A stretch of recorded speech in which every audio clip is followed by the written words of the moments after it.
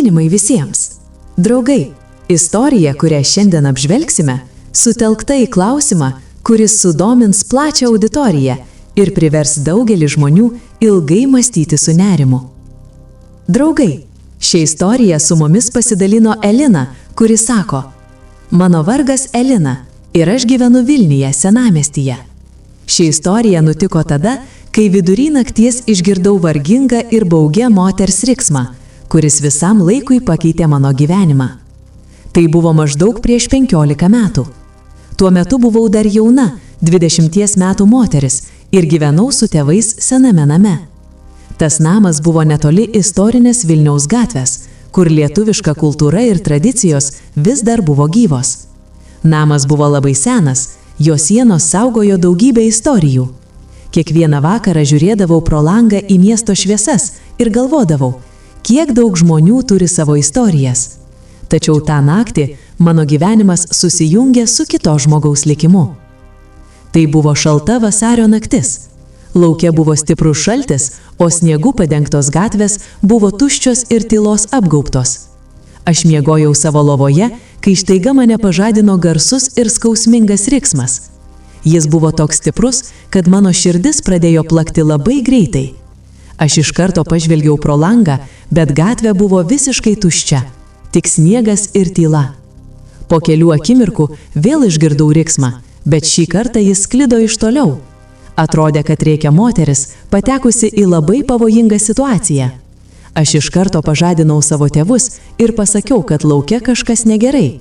Mano tėvai taip pat nustebo, nes tokiu metu gatvė turėjo būti tuščia. Tėvai man pasakė likti namuose, o patys pradėjo ruoštis eiti į lauką.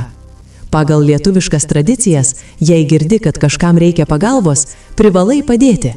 Mūsų šeimoje visada buvo sakoma, kad padėti kaimynui yra moralinė pareiga.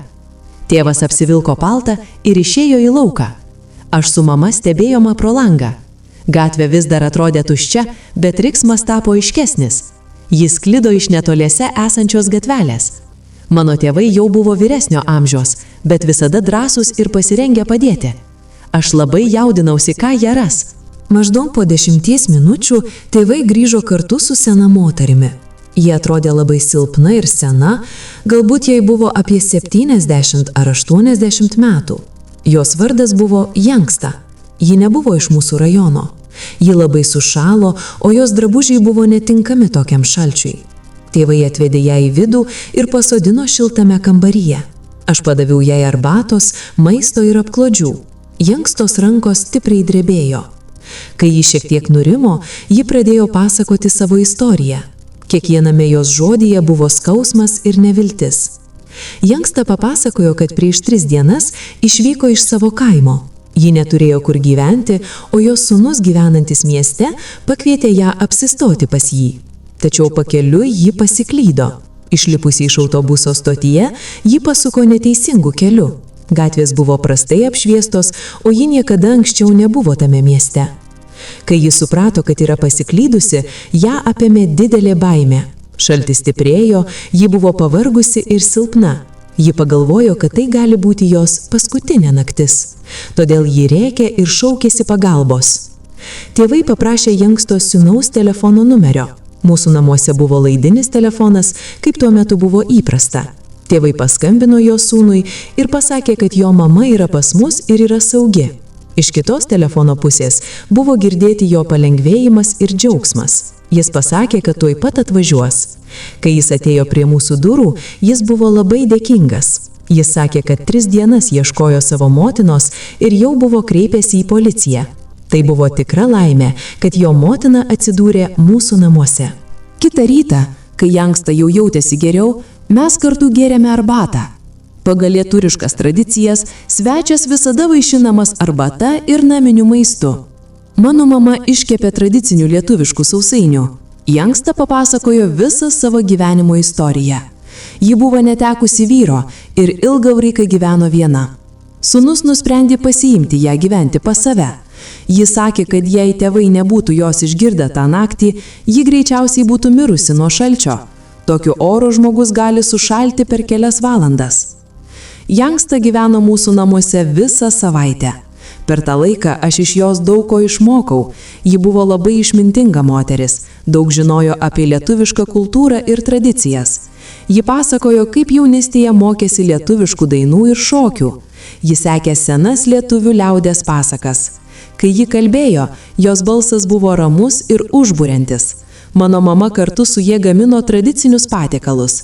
Aš mačiau, kaip lietuviška kultūra perduodama iš kartos į kartą per paprastą žmogų. Kai Janksta ruošėsi išeiti, mano mama įdavė jai namino maisto. Tai sena lietuviška tradicija – išeinančiam svečiui duoti maisto. Janksta mus apkabino ir pradėjo verkti. Jis sakė, kad be mūsų pagalbos būtų mirusi.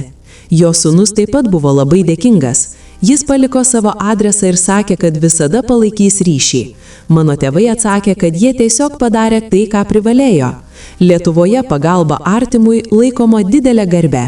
Po šio įvykio mano tėvai tapo gerai žinomi kaiminystėje. Žmonės juos labai gerbė. Tačiau tėvams tai netrodė kažkas ypatingo. Jie sakė, kad žmogiškumas yra lietuvių kraujyje. Mama man pasakojo, kad net sunkiausiais laikais Lietuvoje žmonės padėdavo vieni kitiems. Tai mūsų kultūros dalis. Tėvai palaikė ryšį su Janksta. Aš taip pat su ja labai susidraugavau. Ji dažnai lankydavosi pas mus ir pasakodavo lietuviškas istorijas. Metai bėgo ir Janksta tapo mūsų šeimos dalimi. Man ji buvo tarsi antra močiutė. Iš jos išmokau lietuviškų vertybių, tradicijų ir gyvenimo pamokų. Kai pati tapau suaugusią moterimi, supratau, kokią didelę reikšmę turėjo tas naktinis riksmas. Tai buvo ne tik apie išgelbėtą gyvybę, tai buvo pamoka apie mano tėvų žmogiškumą, apie senas vertybės, kurios perduodamos iš kartos į kartą, apie tai, kas mes esame ir kokia yra mūsų pareiga. Šiandien tas pačias vertybės perduodu savo dukrai, mokau ją padėti kitiems, gerbti žmogų ir saugoti lietuvišką kultūrą. Janksta dabar jau labai sena, ji nebegali vaikščioti, bet aš ją lankau kiekvieną savaitę. Tas naktinis riksmas pradėjo kelią, kuris dar nesibaigė. Jis tęsiasi toliau. Aš pasakiau savo dukrai, kad jei ji kada nors naktį išgirs pagalbos šauksmą, ji neturi abejoti. Ji turi padėti, nes tai ir yra tikrasis mūsų lietuviškos šeimos veidas.